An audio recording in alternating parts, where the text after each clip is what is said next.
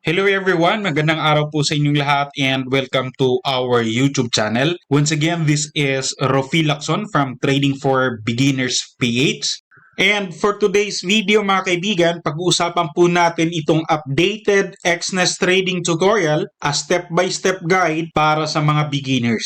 With our discussion ngayon, ito yung mga key features na ating pag-uusapan. First, why trade with XNES? Next, the trading account opening. Magkakaroon din po tayo ng personal traders area tour. And i-visit din po natin ang XNES trading platforms na pwede nating gamitin kapag nag-trade. And finally, pag-uusapan din po natin ang mga mode of payments na available in terms of deposit and withdrawal with this XNES broker. Kaya without any further ado, let's proceed.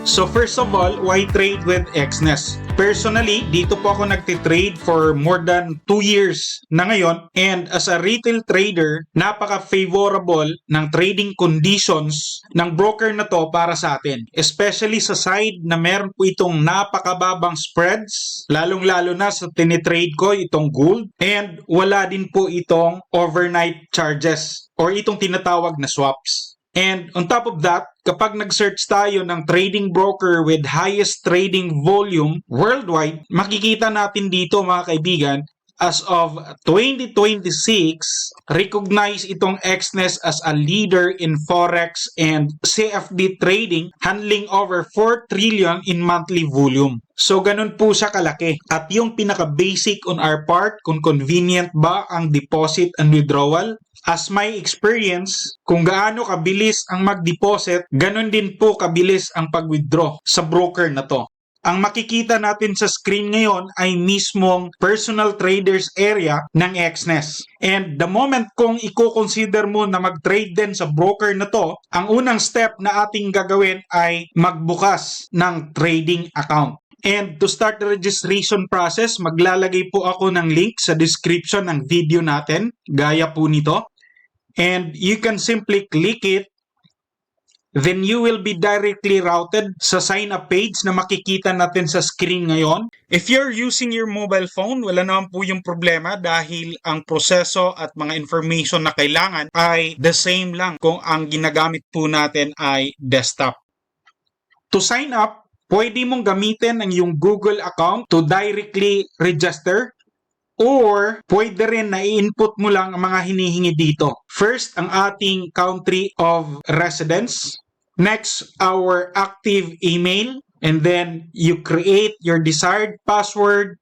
And dapat naka-check po ito to confirm that you are not a resident sa US. And then, click mo itong register button. Self-explanatory at mabilis lang po ito. Sundan mo lang ang mga instructions and i-input ang mga information na kailangan galing sa atin. And for the final part ay itong pag-verify ng ating identity using our government-issued IDs like passport, driver's license, national ID, and among others. And at the same time, magbibigay din po tayo ng proof of address like utility bill, bank account statements, or any na mag-prove sa atin with our residency. So ito na po yung verified trading account ko with XNES. And this time, magkakaroon tayo ng personal traders area tour. At kung tapos ka nang makapag-open ng iyong account, sabayan mo lang po akong i-explore ang mga navigation na nasa screen natin. On the other hand, if you are using your mobile phone, best part is pari-pariho lang naman po yung flow niya.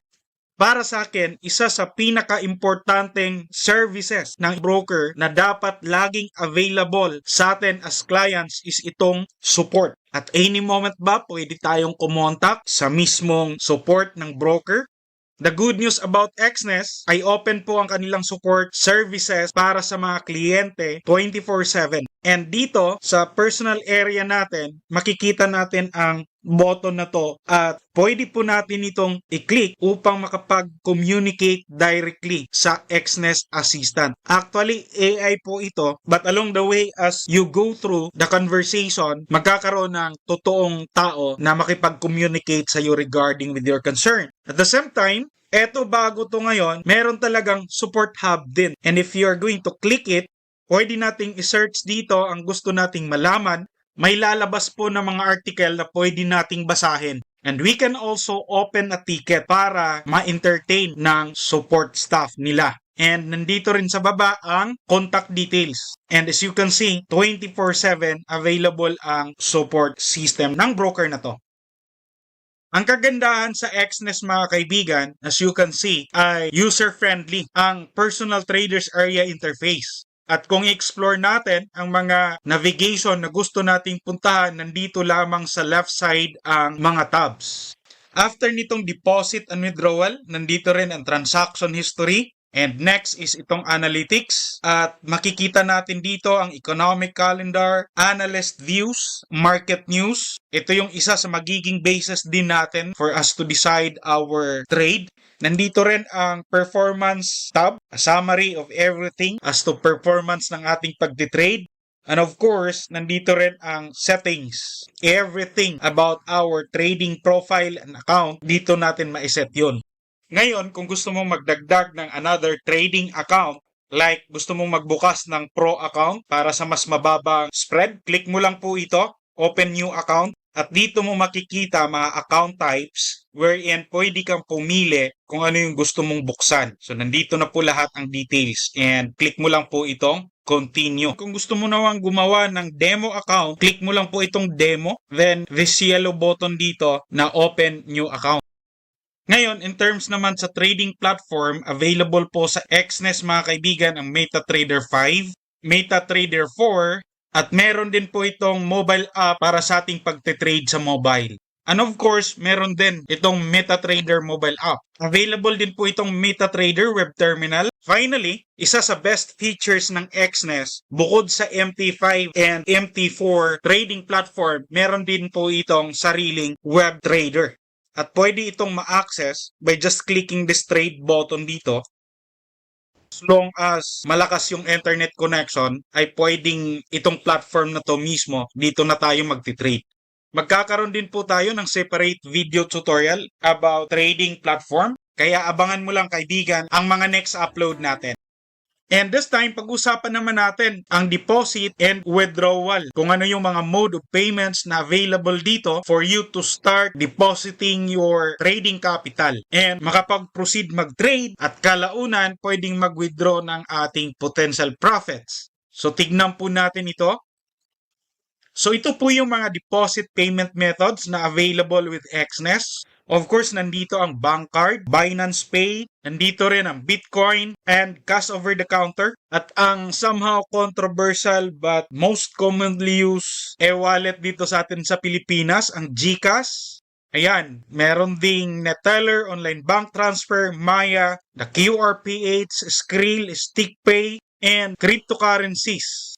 Ayan, and kadalasan, yung minimum deposit lang ay $10.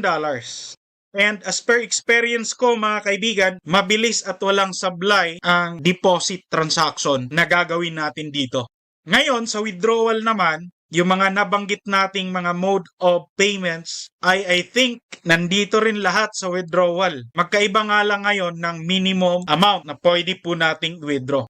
Sa experience ko sa broker na to, within 1 to 3 minutes, pasok na po yung mga withdrawal na gagawin natin.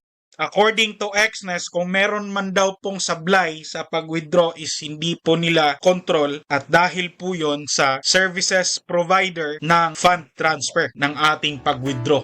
Okay? So that's all lang po muna for this video mga kaibigan. I hope ang content natin ay nakapagbigay sa inyo ng guide on how you are going to start with Exness as a beginner. Kung hindi ka pa nakapag-open ng trading account with this broker until now, don't forget to just click the link in the description of this video and you are good to go.